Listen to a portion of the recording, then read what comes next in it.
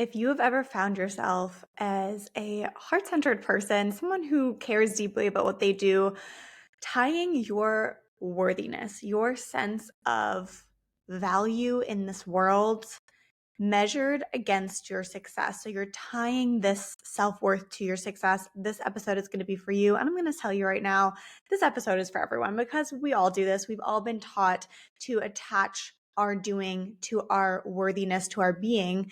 And I'll talk more about why that is, but stay tuned and let's dive in.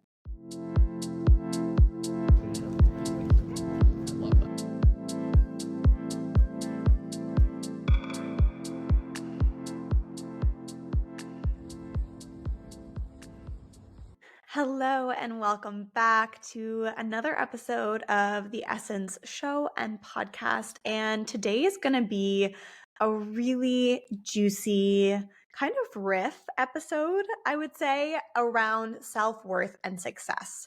This is such a big topic when we talk about goal setting, when we talk about going after the things that you want, when we talk about clarity and actually understanding what it is that you want to create, when we talk about how you show up to do those things, and really importantly, when we talk about all of the deep-seated and also generational conditionings around work and success, and how all of those point right back directly at you and how you perceive yourself and your value in the world. So before we dive into that, if you're new here to this podcast, to my corner of the world of the online space, welcome. I'm so happy that you're here. My name is Olivia Heine, and I'm an NLP and cyclical success coach. So I'm here to help you revolutionize the way that you do success so that you can work like a woman. That's what we talk about here, tapping into your cyclical nature, the essence of how you're meant to work, how you're meant to show up in your energy. This is a revolutionary system. It is actually an ancient system, but it's revolutionary in the way that we are changing the systems and structures that have been created that we're trying to fit ourselves into as women in the realm of work. And in order to actually allow you to create success from the inside out, success is an inside job. And if you want to actually experience not only the success and the goals and the desires that you want to create in your life, but most importantly, have those along with a sense of inner peace, inner harmony, grounded in this inner security and stability within yourself so that you can actually move through the ebbs and flows of life and the challenges that get thrown at you inevitably, right? The one thing that is true in this life is that we cannot control, right? We don't have control as much as we would like to think that we do. This is going to tie back to the conversation of self-worth today as well. But as much as we think we'd like to control things and we try to micromanage and organize everything, oftentimes things still don't go to plan, right? Pretty much all the time.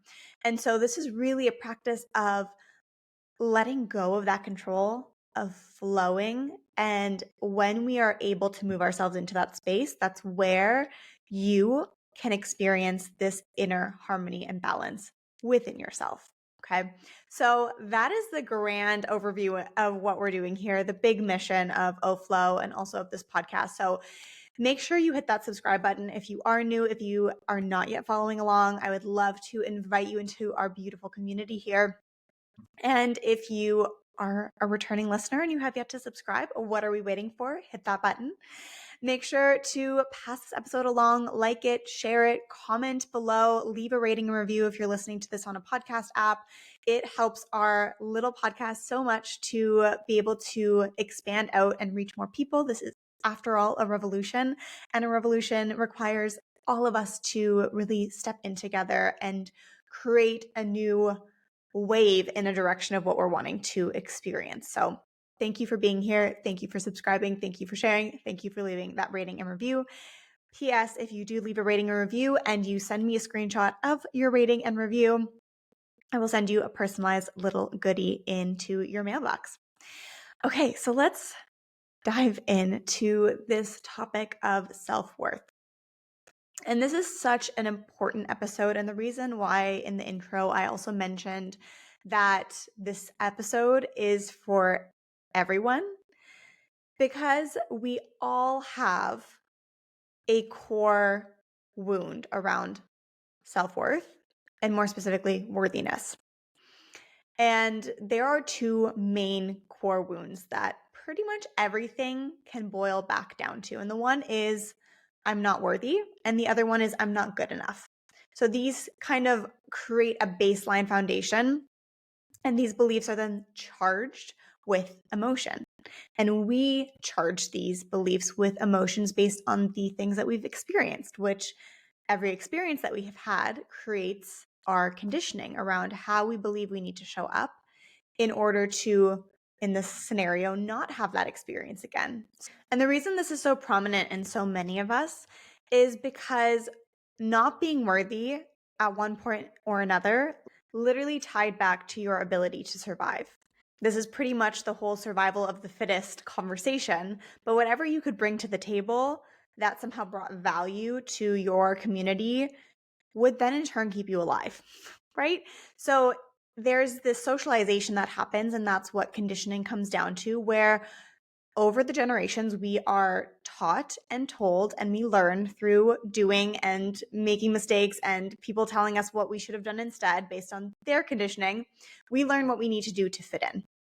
And worthiness is one of these core experiences where we want to fit in because we want to ensure our survival, but that also then creates this backlash or this return of information that tells us we're not good enough and we need to do more externally in order to fill that feeling of not worthy. And those two main beliefs, not worthy and not good enough, they're incredibly intertwined, right? Like if we're not feeling worthy, there's something that we're doing that we feel isn't good enough, and vice versa, right? So I would love to dive into some of the ways in which not worthy can show up for us and really look at how this is affecting your work and your success. Because at the end of the day, what being in this energy does, and again, it comes from conditioning, so you are not alone. This is not your fault, but it is your responsibility to acknowledge how this might be showing up for you and to shift yourself out of it, because there's so many things that we end up doing then because we don't feel like we are worthy enough. So we start showing up to do in order to fill that feeling of not worthiness. And at the end of the day, especially when you're moving towards big goals, big dreams, and these doubts and imposter syndrome come up, which are big parts of not feeling worthy, it's really easy to get into this hustle rat race, which then ties us back to not worthy being connected to hustling, because we really have this mindset that, well, if I just do more, then somehow it will work out for me because I'll feel worthy then, and then I'll get the result that I want. And those are incredibly intertwined. So let's talk about some of the ways in which self-worth is connected to how you work and how you, in many ways, are actually harming your success or blocking your success because of this underlying need to feel worthy in what you're doing, right? And I actually asked this question to our beautiful community on Instagram, and I got some questions and some shares that I'm going to try and tie into this part as well, so that you can really understand that, number one, you are not alone in this. I see this all of the time. Literally every single client that I've ever worked with comes through with something like this. I have seen this with myself. I still see this with myself. I still have to check in and check myself on this and go through the shifting techniques and modalities that I use to actually move myself through things, because inevitably every day in life something new happens and another thing comes up, and it's like, okay, something's coming up around this now. I'm being triggered in this way, or my worthiness is being questioned, or I'm questioning, or I'm tying it and attaching it to something.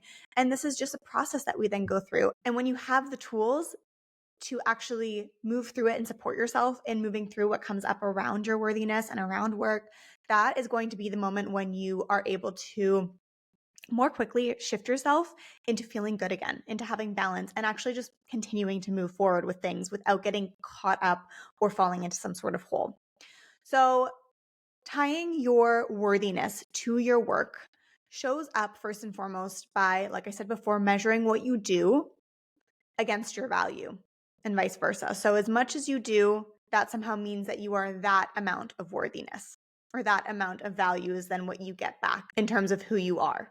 And it's really this reflective game. So we have this mindset that the more I do, the more I put in, the more is then reflected back on me positively. And again, that's not inherently wrong. Obviously, when you care about what you do, you want to show up, you want to do good work. but there's a difference between making that work your complete identity as opposed to it just being a part of something that you do in service to the world. Does that difference make sense?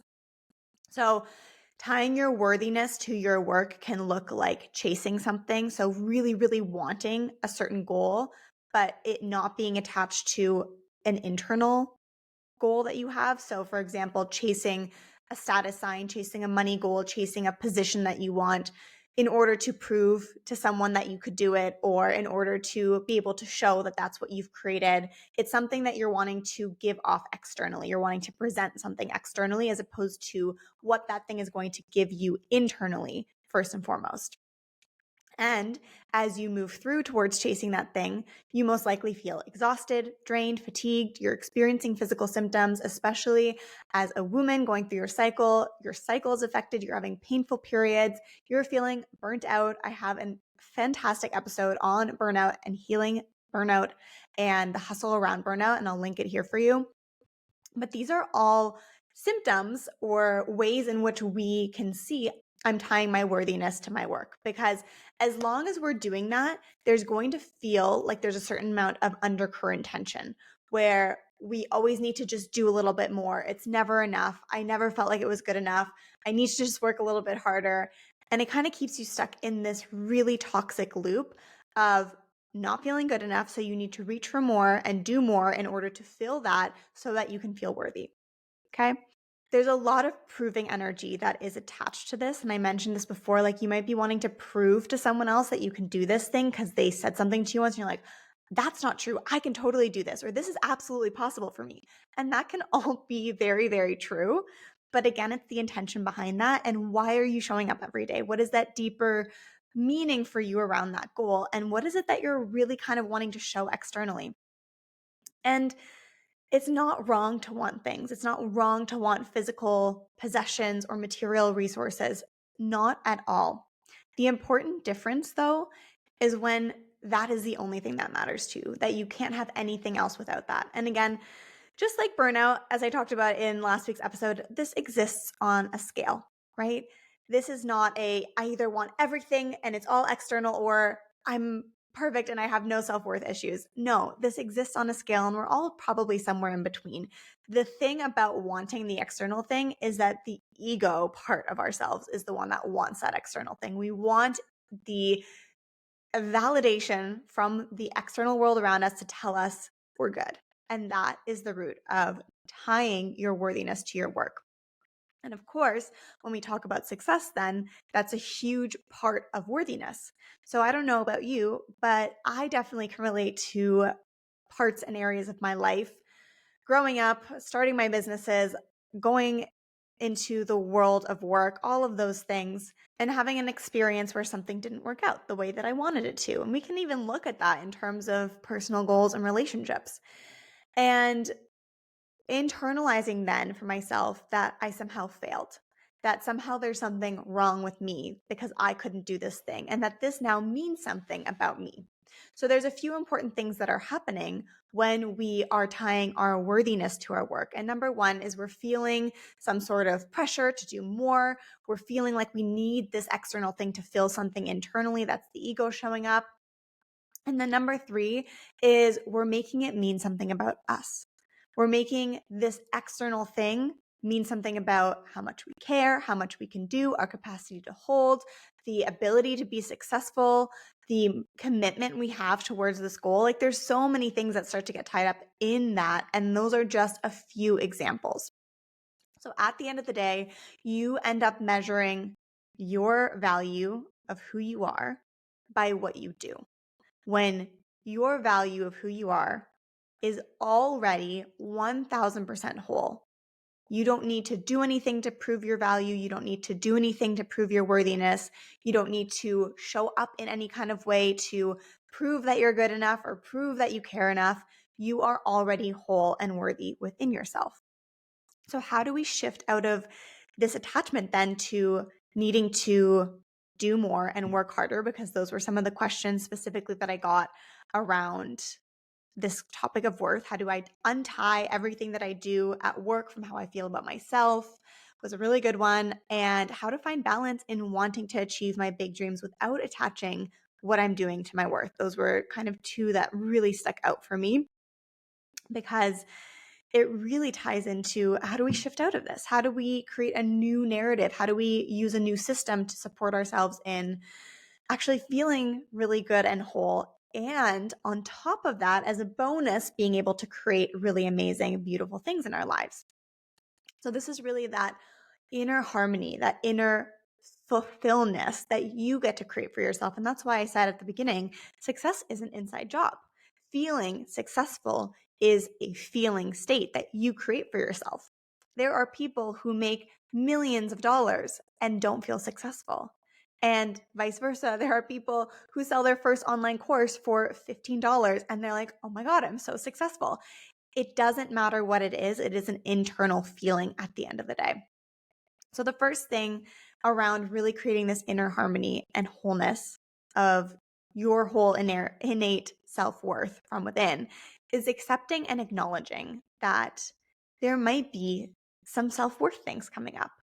And I say this because this was absolutely me doing all of the work and feeling also at times really frustrated that things weren't happening faster. And then again, attaching that to my worthiness, thinking I wasn't good enough, thinking I needed to do more. But it's really hard to accept and acknowledge that there might be something that you are attaching to your self-worth or to your worthiness when you already feel like you're really showing up and you're doing the things. And all of us do this. Like I said, we all experience some level of this because this is ingrained into all of our conditionings. This is one of the two main root causes of basically all of the belief systems that we have. They somehow all boil back down to this. And because we all have to show up in the world and relate to other people around us and communicate with other people around us, and we're bound to come up against situations or challenges that throw us off kilter. So really accepting and acknowledging with so much love and so much grace that this is what's showing up for you right now. And this is already one step in the right direction of healing because you're acknowledging that you don't have to be perfect and that actually being perfect has nothing to do with your worthiness. And that perfect in and of itself is just a construct that we've made up anyways, but that it's completely separate from your innate internal worthiness. So already we're unattaching one thing, one piece of the puzzle. And then the second step here is to really address the subconscious beliefs. I gave you a lot of examples of the ways in which self-worth is tied into your work. And it's really important for you to pinpoint how that shows up for you. How are you attaching your worth to your work? Is it in how you hustle? Is it in the time that you put in? Is it in this proving energy? Is it feeling like you're not good enough? Is it imposter syndrome and doubt, which I didn't even go into in that much depth at this point anymore, but I'm going to have a whole episode just on imposter syndrome because this is really the core of the blocks that we experience around our success, right? These fears of I should do more. Oh, but am I good enough? That's imposter syndrome. So that's really more the other main core belief of am I good enough? But knowing for yourself, what are the beliefs that are creating this worthiness pattern for me that is constantly making me tie my worthiness to something outside of myself? So that's step number 2. And step number 3 is shifting the system in which you're working within. And that's what we do when we talk about working like a woman, because there are actually a lot of personal woman work wounds, and I'll link another episode that goes into the specific woman work wounds for you right here. But it's important to acknowledge that as women, we have a different experience of the work world, the 9 to 5, how it's not actually made for us, how it's not made to support our hormone systems and our energy ebbs and flows throughout the month. And there comes with that an additional external pressure and tying our worthiness to how much we can do when we constantly feel like we are doing the most and it's somehow still not feeling good for us. So it's so important at the end of the day to not only shift out of what your current subconscious belief patterns are, which is something that I love to do with my one-on-one clients. This is the juice of the work. This is where you actually create long-lasting transformation and create systems for yourself where you know how to continue to move yourself back into this inner state of harmony and balance and a grounded mindset, no matter what the situation is, because you know what the process is. And then actually putting the new foundations in place. So, how do you show up to work now that you don't need to prove yourself? How do you spend your time? How do you organize your schedule? And if we're not actually addressing the subconscious beliefs first, it's going to be really hard to do anything external to that. Again, internal, then external, because that's exactly what the productivity industry does when we try to fix a lack of productivity or a lack of focus with some external tool, but we haven't addressed the subconscious beliefs. But I don't even go into too many of the productivity hacks, because what we're doing here is syncing you with your cycle and using your cyclical nature as your framework for work and success, which is the most game-changing system I have ever fucking seen. And I swear by it. So this is a really big conversation. I told you it would be a little bit of a riff today, just kind of sharing what came up for me, sharing the main themes that I see, answering some of the points from the Instagram question that I posted. If you have anything else that's coming up around this for you and you want to chat it out, make sure you scroll down to the description below. We can book a call together and chat, really understand what's coming up for you around this, so that you do start creating a system where you can come back into a grounded support for yourself. You can unattach your worthiness to all of the things that you're doing. You can start being more. You can start enjoying life from this place of inner balance and have the tools to move yourself through that. So I'm going to leave you with that. Like, subscribe, share, comment, leave that rating and review. As I mentioned before, I'll send you a little goodie if you screenshot that rating and review for me. All the links to courses, one-on-one coaching, all the other additional free information that you might want is in the description below. Have a beautiful week, and I'll see you next time.